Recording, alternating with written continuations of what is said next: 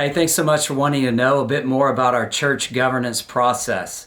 At the annual meeting this past year, the elders announced a desire for our church to engage in a season of collective discernment and learning around two issues in particular. The first issue has to do with the connection between baptism and membership. We want to look at that connection more deeply and think about whether or not our current constitutional stance on that is allowing for the maximum number of people who've been baptized to participate with us in membership. And the second thing is we're exploring whether or not men and women should serve together as elders. And so you might be wondering, why does all this matter? And that's kind of what I just want to talk a little bit briefly about.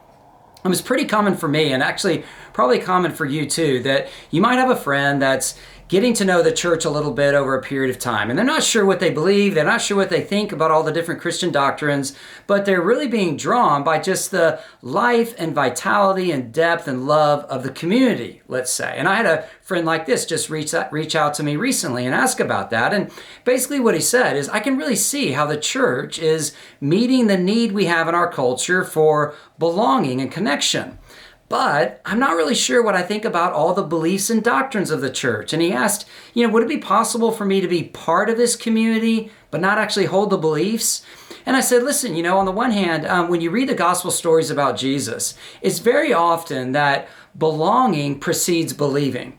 So Jesus will be going along and he'll just invite someone, hey, come and follow me and come be part of my life in this community. And over time, the person's views on things and values will gradually change. Or he says to someone like Zacchaeus, hey, I'd love to come and have dinner and stay at your house this evening. So oftentimes, Jesus invites belonging before a person's views have actually changed on things. And that's common. But I said to my friend, listen, you have to realize that this community that you feel so drawn to and the kind of the love you've experienced, that is deeply and meaningfully connected to what our beliefs actually are.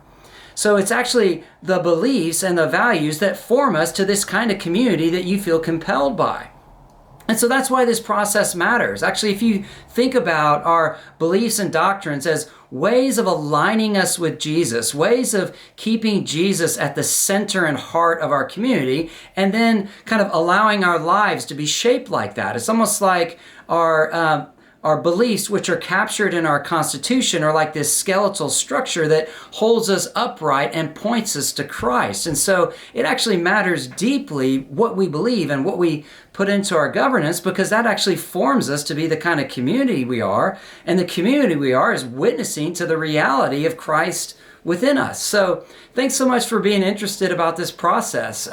We really feel like over a period of time, we're going to get this collective discernment. We think that God, as we look at his word and we share with one another and learn and listen together, that God's actually going to lead us to discern his will so we can best align with what he wants and then have our witness as we're supposed to in the midst of the world. So thanks for checking out the website, and I really hope you'll join us in this process.